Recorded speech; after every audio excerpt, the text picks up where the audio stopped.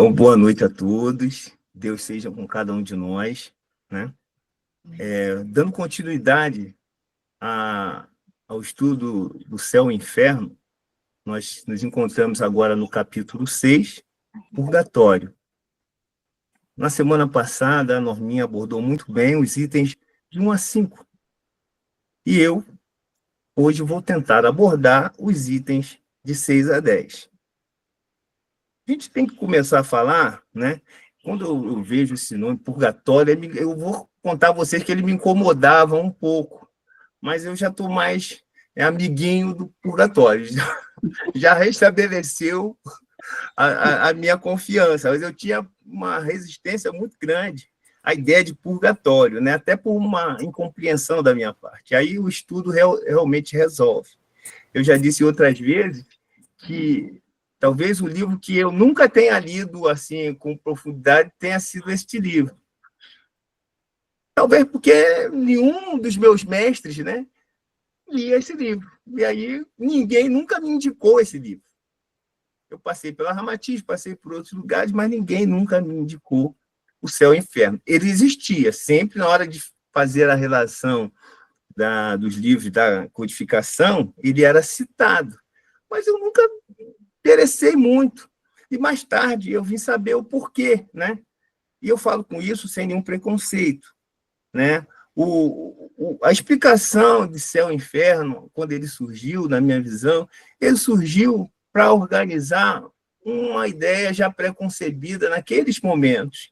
E ele teria que vir para encaminhar para um outro nível de conhecimento.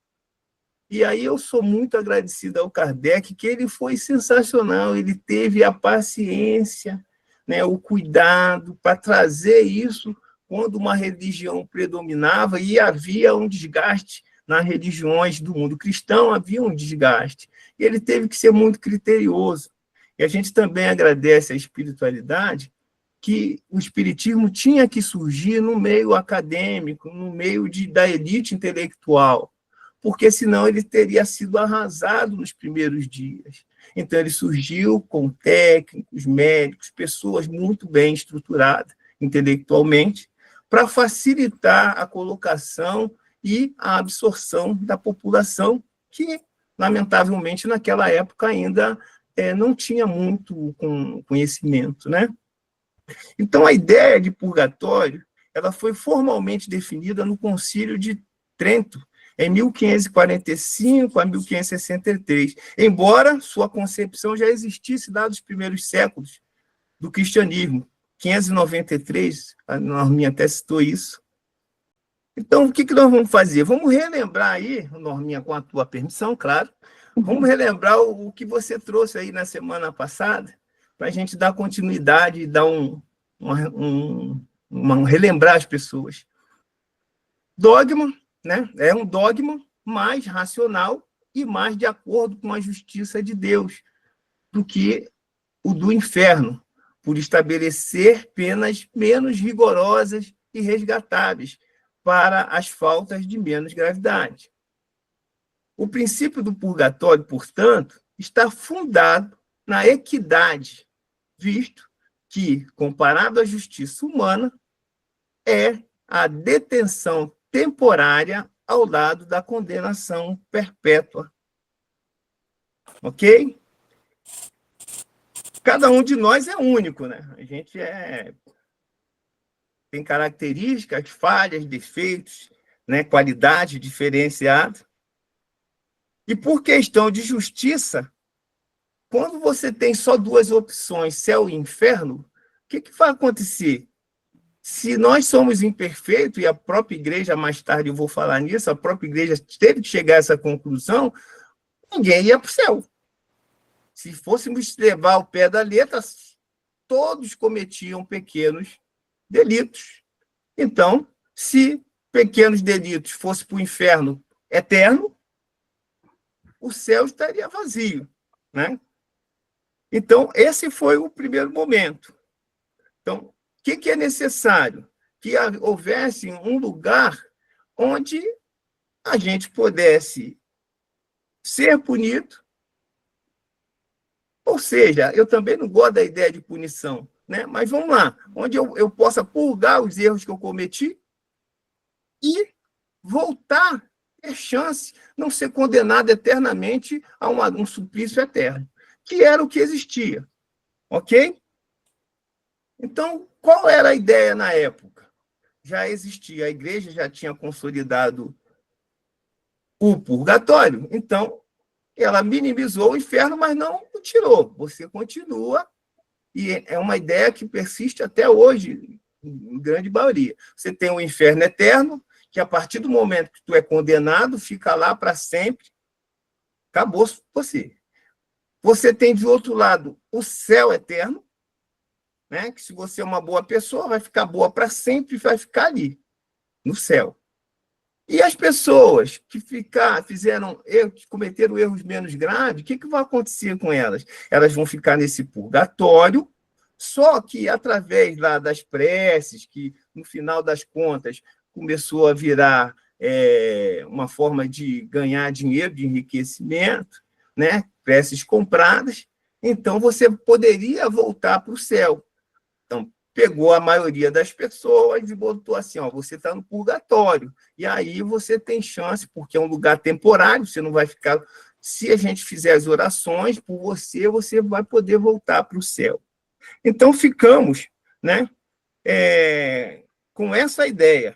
E temos também que lembrar que Kardec, né, já tinha apresentado o Livro dos Espíritos em 1857, alguns anos antes desse nosso livro querido, que é o Céu e o Inferno, ou Justiça Divina, né?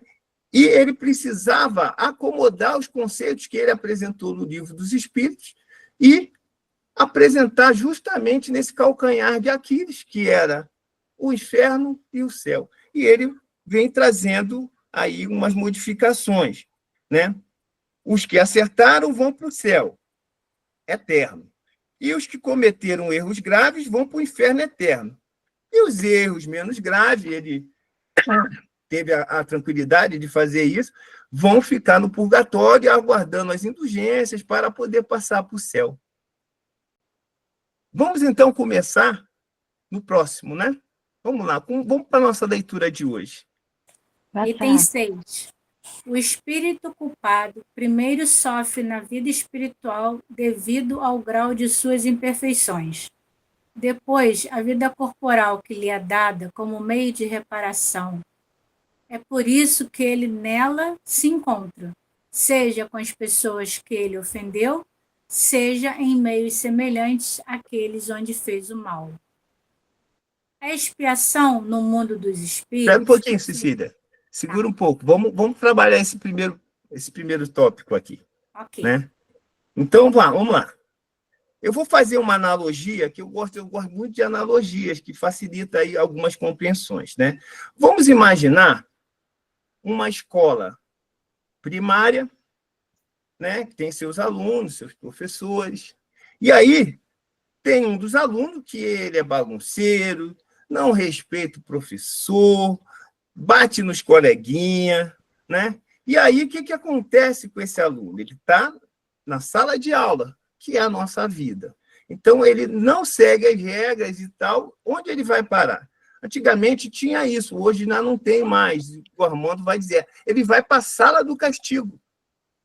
E vai ficar lá na sala do castigo, né? Antigamente tinha milho, tinha palmatória, tinha um monte de coisa, hoje já não tem. Né? Mas vamos supor que ele vai para essa sala do castigo.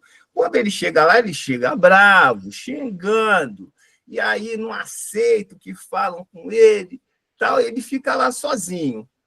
Primeiro ele reclama, xinga, depois ele vai lembrando das consequências. Pô, e o pai? Né? Como é que vai se apresentar para a família? Aí começa a reflexão, vem a tristeza, e aí vem o choro. Nessa hora do choro, aí vem a professora, que às vezes é uma psicopedagoga, uma psicóloga, e vai lá resgatar o coleguinha que está bravo. Pega ele, né? Tira daquela sala do castigo e leva ele para a secretaria. A secretaria são nossas colônias espirituais. E aí ele vai chegar lá, vai ficar ouvindo o que a psicóloga vai dizer sobre como ele tem que se comportar, né, para que ele não sofra aquela tristeza, aquele choro, explica como é a relação que ele tem que ter com os colegas, com os professores da sala de aula, né? Chama o pai dele, né? Aí leva ele para casa, deixa ele ir para casa, e aí, no dia seguinte, ou seja, com o benemérito da reencarnação, ele volta à sala de aula. E aí, o que vai acontecer com esse aluno? Primeiro, que ele vai sofrer as consequências dos maus tratos que ele fez com os colegas, com o professor. Ele vai receber a indiferença, a raiva. Só que ele já foi preparado, né, devidamente pela psicóloga, para que ele não haja, não reaja, que ele aceite, porque ele estará colhendo o que plantou. Então, é mais ou menos isso que a gente passa na nossa evolução. A gente tem esse aspecto de evoluir no mundo espiritual e colher consequências, e também no mundo físico evoluir. Continua, minha querida. A expiação no mundo dos espíritos e sobre a terra não é um duplo castigo para o espírito. É o mesmo que continuar na terra como complemento, tendo em vista facilitar seu adiantamento para um trabalho efetivo. Depende dele fazê-lo proveitoso. É o que a gente está falando aí do coleguinha, né? As pessoas da sala de aula, elas não vão mudar. A gente chega até outras pessoas para aquele ambiente. Então, você tem que realmente conviver com aquelas pessoas, até porque, pela sabedoria divina, eu falei anteriormente, como nós estamos burilando uns aos outros, o que vai acontecer? Aquela pessoa que está comigo, que às vezes vem com a minha família, ou com o meu grupo social, ou com a região onde eu estou, ela, de certa forma, vai burilar alguma das minhas imperfeições. E aí eu sou obrigado ou travar um confronto com ela de muito tempo, que vai redundar em mais trauma, mais dores, mais sofrimento, ou tentar compreendê-la. E esse ponto de tentar compreendê-la é que vai fazer com que a gente aprenda o convívio.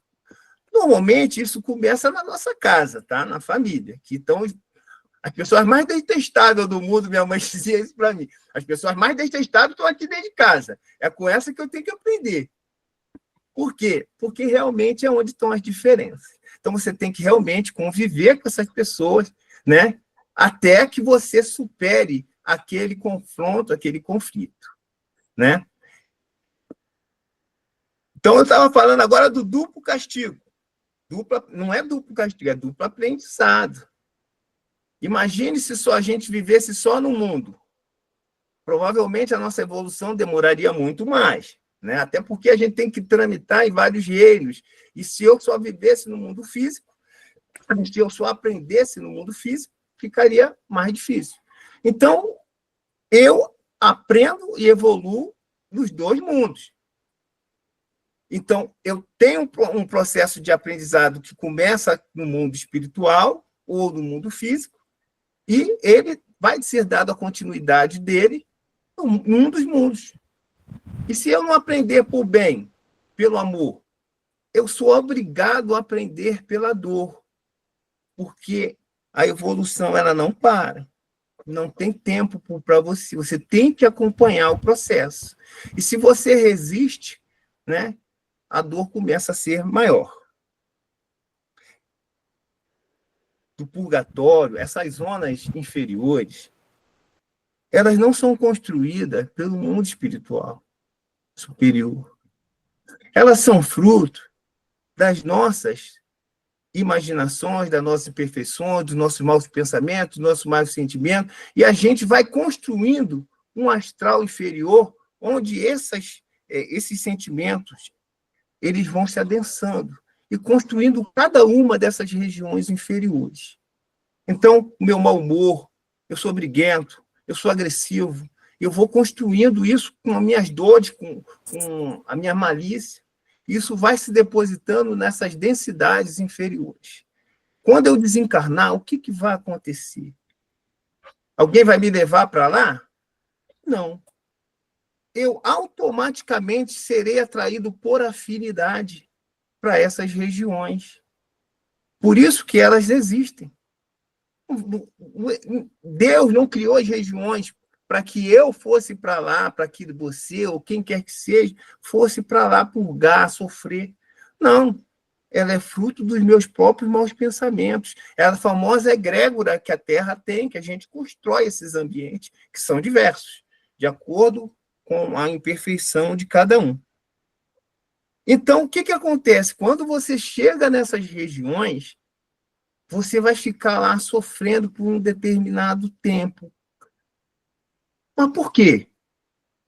Porque nessas regiões, elas também vão drenar aquela energia ruim que você mantém anexa ou engendrada ou agregada ao seu perispírito.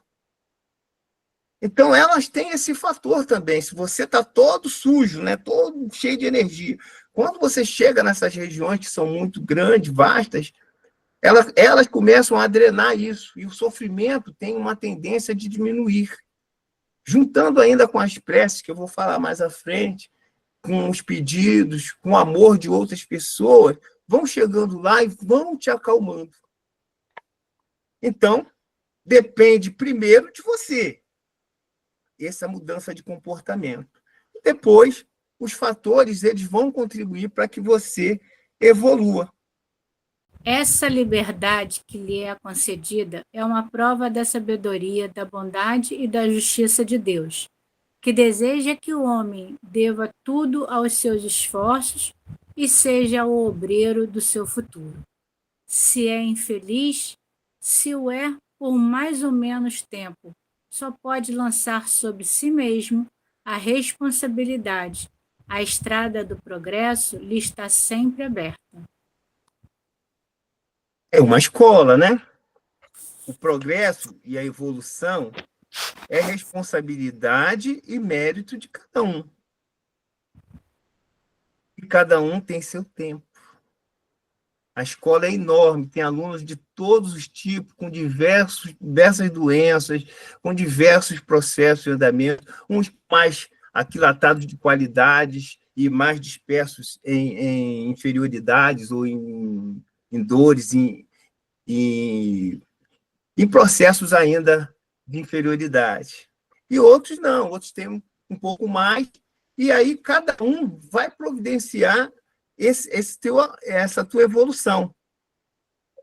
De qualquer forma, você, quando cai nesses mundos, você tem que lembrar, nesses mundos inferiores, que Jesus sabiamente disse: nenhuma de minhas ovelhas se perderá.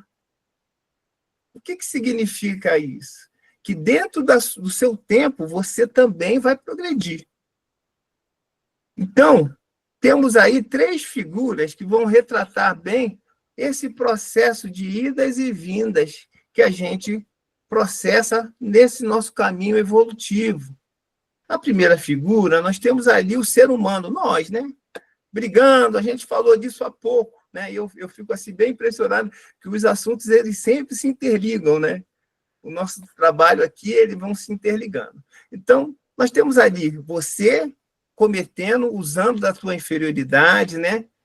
E cometendo muitos erros. Consequência disso, na figura 2, você vai para esse purgatório. Eu também faço uma comparação com o umbral, que é mais ou menos a mesma coisa. Então, você vai para esse mundo. E lá, você começa a sofrer as consequências da tua atitude. É o tipo, vamos refletir se você fez certo ou se você fez errado. Agora, veja bem, quem é que está me punindo? Quem é que está me punindo? Sou eu mesmo? É Deus? Todos nós, aqui na Terra, hoje, já sofremos a influência dos conceitos e do Evangelho de Jesus. Ele está impresso em nosso coração e nossa mente. E este é o referencial que mais tem a ver com sofrimento. É tipo aquilo, você faz uma coisa no momento de raiva, de desequilíbrio e, de repente, você vai para um lugar que ainda você chega lá bravo, quer briga, e o tempo, a dor vai te fazendo refletir, e aí você começa a comparar com o que você já agregou do Evangelho de Jesus. E aí você vê que você está completamente errado. A gente costuma dizer que a primeira dor é aquela dor que é física ainda, porque o mundo, o nosso corpo espiritual, ele ainda sofre as dores físicas. Tanto que a gente chega lá, a gente ainda sente fome, sente uma série de coisas. Mas eu acho que essa não é a pior dor, porque eu posso falar com certeza que eu tenho algumas lembranças da minha vida, né, nessas regiões, e aí eu vou dizer que a dor maior é quando você chega à conclusão que errou, que você foi perverso, foi cruel. Aí é uma dor dilacerante, infernal, porque você pega aquilo que você praticou de errado e faz a comparação com o ensinamento que Jesus já deixou e que já, creio eu, de certa forma, que não foi só Jesus, outros avatares vieram e trouxeram uma formação bem parecida. Aí você compara e você começa a sentir uma dor terrível. Aí o sofrimento é atroz. Então, hoje, a gente tem essa visão aqui de que eu vou passar, estou agora no primeiro quadrinho, estou vivendo aqui, eu tenho que fazer o possível para fazer o melhor. Sei que vou cometer erros, né? Mas graças a Deus aí tenho chance de recuperar depois. E se eu for para esses lugares de desequilíbrios, né? Eu vou por afinidade, tá? Ninguém vai me pegar, agora tu vai cair lá. Porque às vezes a gente tem essa ideia, eu já ouvi isso de pessoas, que acham assim, não, morri me jogaram lá no inferno. Não. Oh, é por afinidade, é atração. Tudo no universo é magnético, magnetismo. Você vibra naquela faixa, você é atraído automaticamente. Então, por isso que muitos de nós, né, ainda nessa fase de transição, que ainda não consolidou o bem no seu interior, acaba indo direto para essas regiões. Mas tem espíritos que já consolidaram o bem dentro de si e eles desencarnam e vão direto para as colônias. Eles nem passam mais nessas regiões, porque eles já estão em um nível que eles possam sair da encarnação e já se preparar para uma outra. E aí tem 7. Se considerarmos quanto é grande o sofrimento de certos espíritos culpados no mundo invisível, quanto é terrível a situação de alguns, a quantas ansiedades estão presos, e quanto essa posição torna-se mais penosa pela impotência em que eles estão de ver o fim desses sofrimentos. Poder-se-ia dizer que, para eles, isso é o inferno, se esse termo não trouxesse como consequência a ideia de um castigo eterno e material. Vamos nos atentar a essa figura, né? Esses são os infernos possíveis e tem mais criatividade. Nós somos muito criativos, tá, gente? Então, para criar sofrimento e dor, nós somos muito bons. E aí a gente vai ter aí uns quadros, né, dessas pessoas de nós que se agrega no mal. Nós vivemos num mundo de provas e expiações. A nossa escola, ela tem essa característica. E agora, nós estamos caminhando para um mundo de regeneração. Quando é que vai acontecer essa regeneração? Nós temos muita ideia de datas, né? Tem de tanto a tanto. Não, não funciona assim. A Norminha, por acaso, falou isso hoje ali. Quando todo mundo tiver em condições, aí atingiremos a regeneração. Então, nessa fase da nossa evolução, todos, pelo menos a grande maioria, já trazemos essa moral do Cristo. Olha a imagem daqueles que estão ali. No começo, essa dor de estar ali até o pescoço é uma dor atroz. Mas depois de um certo tempo que ele começar a refletir, ele vai ver que a dor maior foi ter falhado, foi ter prejudicado. E isso realmente é um inferno. Então, essas zonas elas agora estão sendo esvaziadas por conta da proximidade da transição planetária. Então, o que nós vemos hoje é que umbral, né, quem trabalha aí com desobsessão, trabalha mediunicamente, o umbral tem sido esvaziado. Então, nós temos muitos degredos e muitas reencarnações compulsórias. E isso faz com que, neste momento da Terra, nós vivemos praticamente um colapso das instituições, um colapso dos valores. Por quê? Porque está sendo dada a última chance para os nossos irmãozinhos que estavam nesses umbrais e que ainda permaneciam, para ver que o amor de Deus é tão grande e o objetivo é nos tornarmos cada vez mais perfeitos. O objetivo nosso é a perfeição individual. Então, ele traz cada um no seu tempo até a chance necessária para que ele evolua. E se ele não alcançar, o que vai acontecer? Ele vai para o degredo. O degredo é uma coisa final? Não, é uma nova chance para que ele avance em um outro patamar, em outro nível. Ou ele retorna ao nível que ele estava e começa de novo. Então, hoje nós vivemos esse momento. Estamos sendo resgatados, né, para que possamos juntos trabalhar e auxiliar esses irmãos encarnados. Temos que ter isso muito firme, né? E eu lembro do Armando, que convive com mais gente, né, por todo dia, com proximidade com essas criaturas. Você tem que ter muito mais cautela, porque o nosso objetivo é ajudar o máximo de pessoas possíveis a mudar de ideia. E, às vezes, mudar de ideia não é concordar. Às vezes, é colocar de forma amorosa alguma coisa para aquela criatura que mova, que mexa com o interior dela e ela se modifique. Vamos definir se vamos ficar aqui na Terra ou se vamos ser degradados. Está em nossas mãos. É cada um trabalhando por si. E grande parte de nós combinou estar aqui para auxiliar. E fomos atendidos. Então, não podemos agora esquecer disso. Qual é o objetivo de eu estar neste momento na Terra? Temos que trabalhar. Próximo. Item 8. O Espiritismo, portanto, não veio negar a penalidade futura. Veio, ao contrário, confirmá-la. O que ele destrói é o inferno localizado com suas fornalhas e suas penas irremissíveis. Ele não nega o purgatório, porquanto prova que nele nós estamos.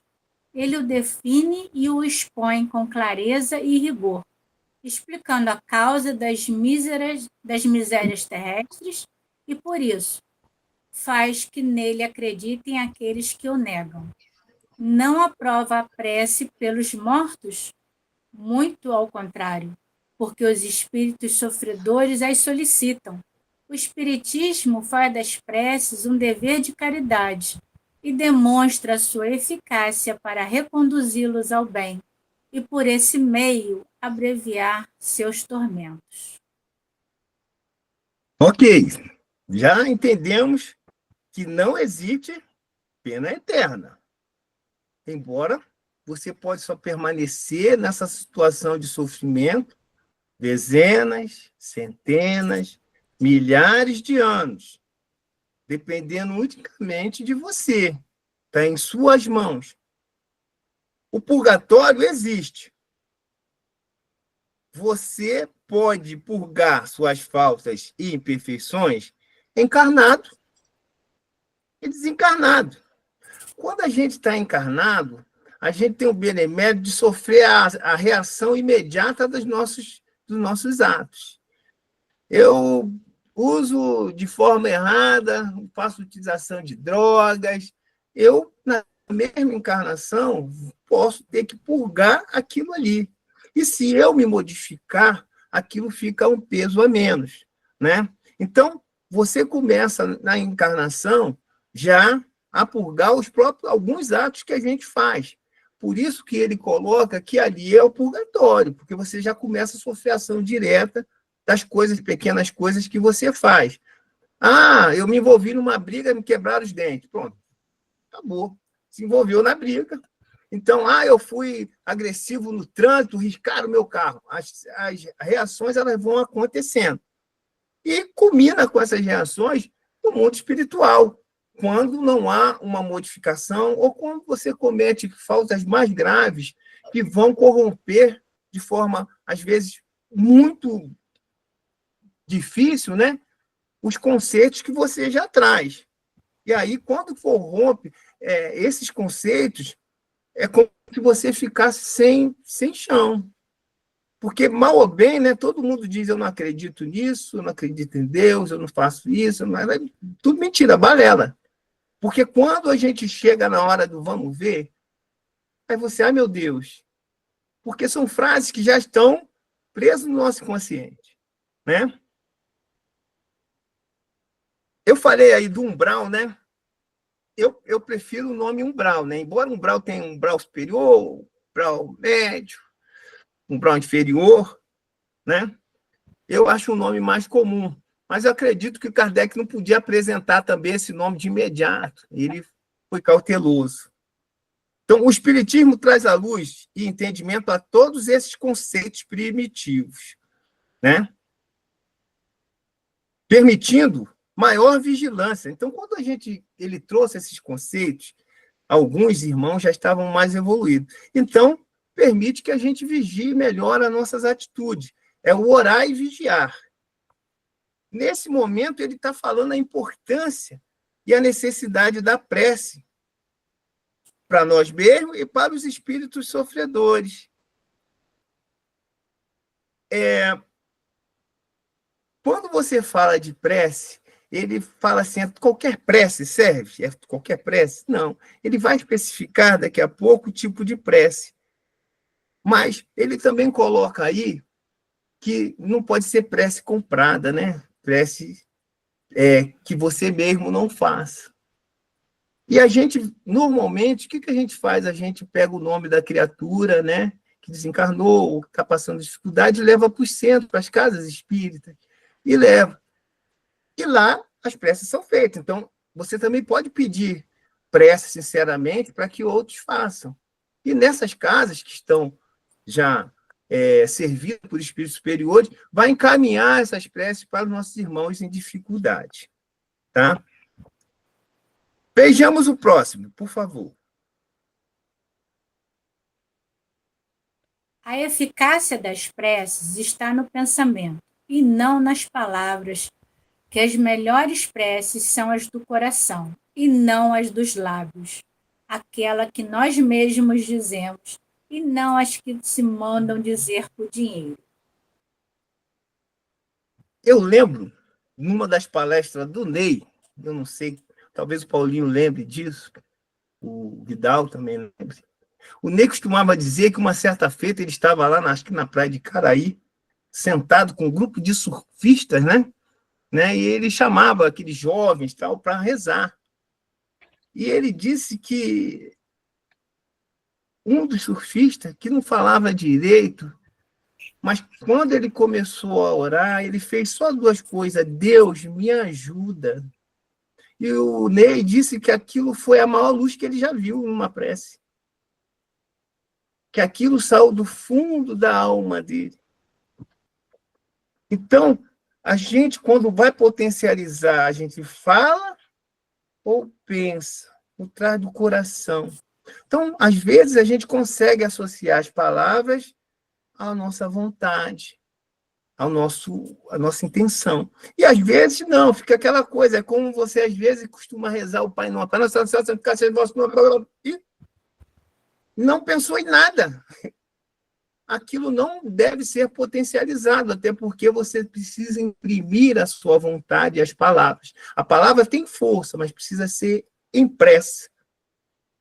Ok? 9.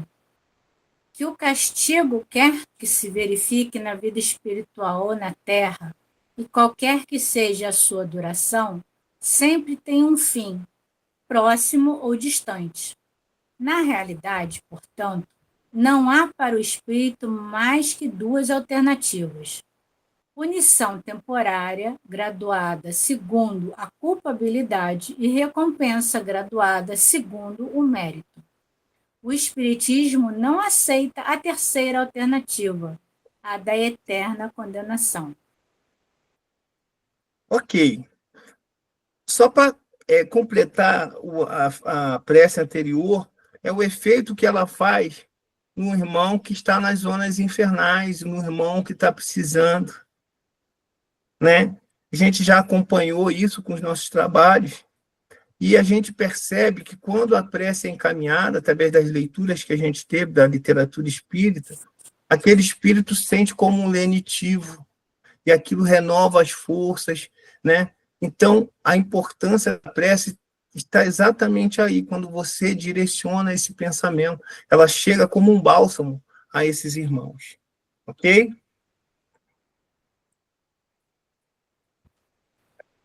Eu já falei que não gosto muito da palavra castigo, né?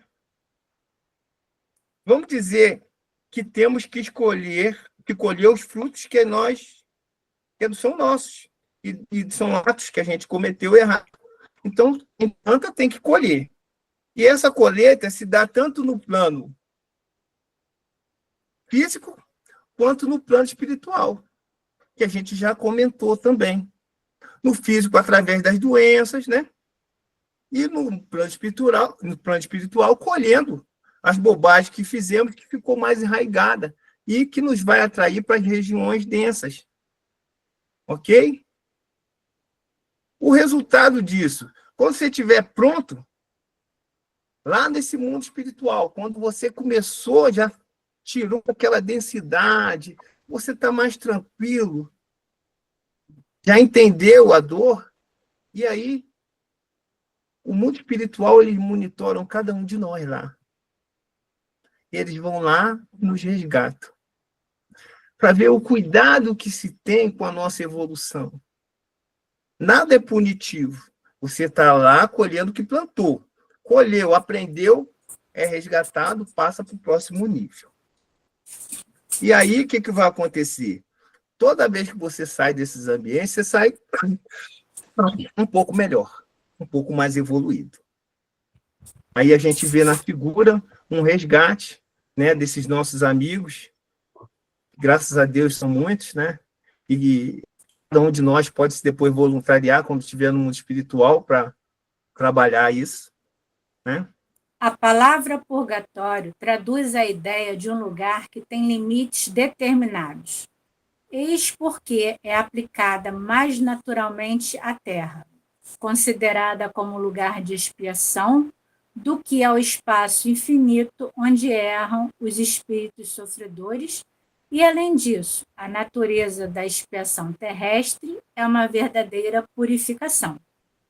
Quando os homens tiverem se aperfeiçoado, só fornecerão ao mundo invisível bons espíritos, e estes, ao se encarnarem, só fornecerão à humanidade corporal elementos aperfeiçoados. Então, a Terra, deixando de ser um mundo de expiação, nela os homens não mais sofrerão as misérias que são as consequências das suas imperfeições.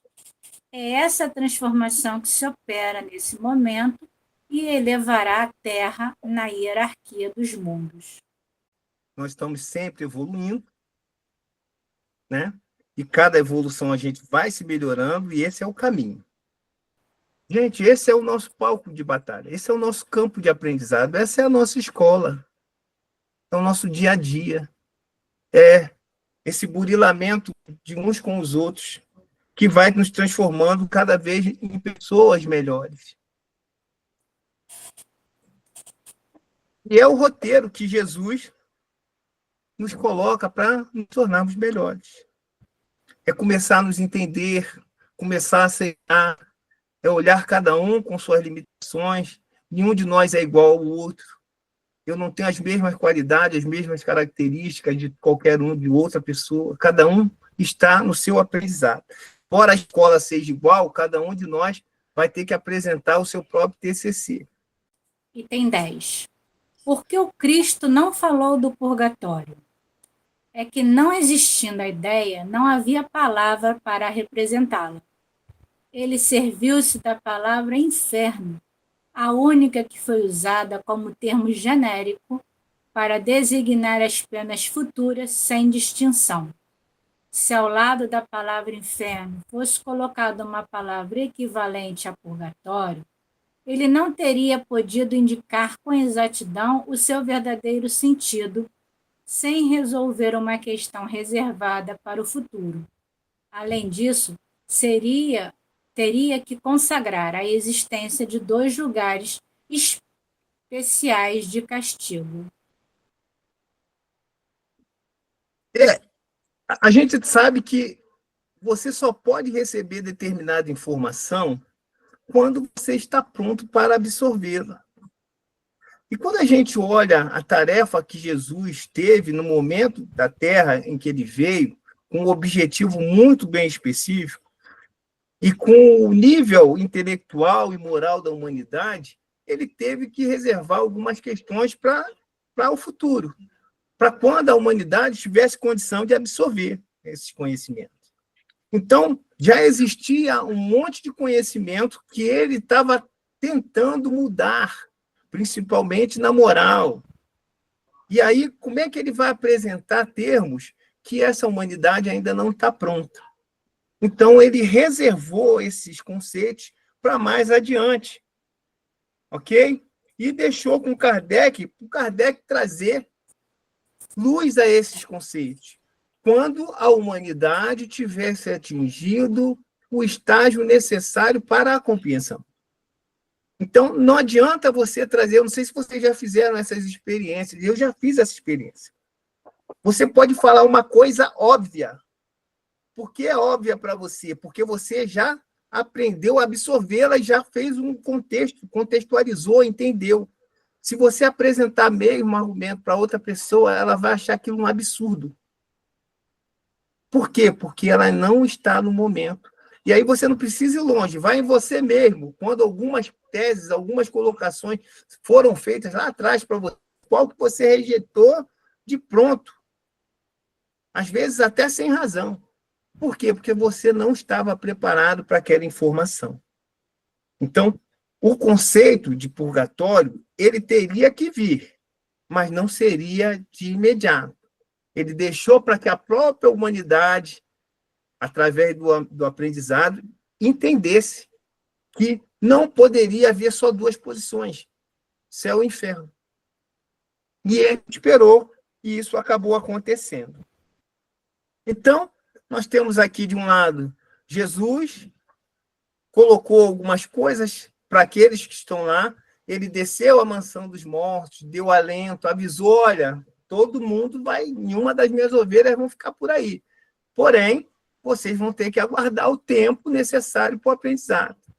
E aí, com o passar do tempo, Kardec, muito bem iluminado, assessorado por grandes espíritos, fez essa obra magnífica, que hoje nos brinda, preenche os nossos vazios intelectuais e nos apontam para um futuro, nos indicando qual será o caminho a ser tomado. Ok? Quando o aluno está pronto, o mestre aparece. Se você está pronto, vai aparecer um professor. O futuro, devendo esclarecer os homens sobre a natureza das penas, devia, por isso mesmo, reduzir o inferno ao seu justo valor, uma vez que a Igreja, após 6 séculos, acreditou que deveria suprir o silêncio de Jesus, decretando a existência do purgatório. É porque pensou que ele não havia dito tudo. Ok? Então, a própria Igreja chegou a esse conceito. Não, Jesus não falou por algum motivo. E aí, eles mesmos trouxeram um plano intermediário, mais justo, com as leis que o próprio Jesus deixou. E, com o passar do tempo, depois da Igreja ter absorvido aquilo, o conhecimento ainda foi mais aprofundado por Kardec. Então, por que Jesus não falou? Porque não estava na hora e a gente não poderia absorver aquele conhecimento. Nesse nosso próprio livro aqui, a gente tem nem céu, nem inferno, nem purgatório, mas colheita pessoal intransferível. Vou repetir. Tem céu, porque são tudo conceitos, são nomenclaturas que a gente coloca. Na prática, não tem céu, não tem inferno, não tem purgatório, mas sim colheita pessoal intransferível. Se eu plantei, eu vou colher. E isso é para toda a jornada que a gente vê pela frente, pelos conceitos trazidos pelos espíritos superiores. Então, temos que ter isso bem em mente. As informações estão chegando. O que eu farei com elas? Eu estou pronto para o que eu me comprometi? Ou eu estou aqui mais um a chorar? Eu vou chorar junto ou vou acalentar? O momento é difícil. Ah, mas eu não tenho amor suficiente. Tem. Tudo que você tem, você está perfeito para esse momento, tá, gente?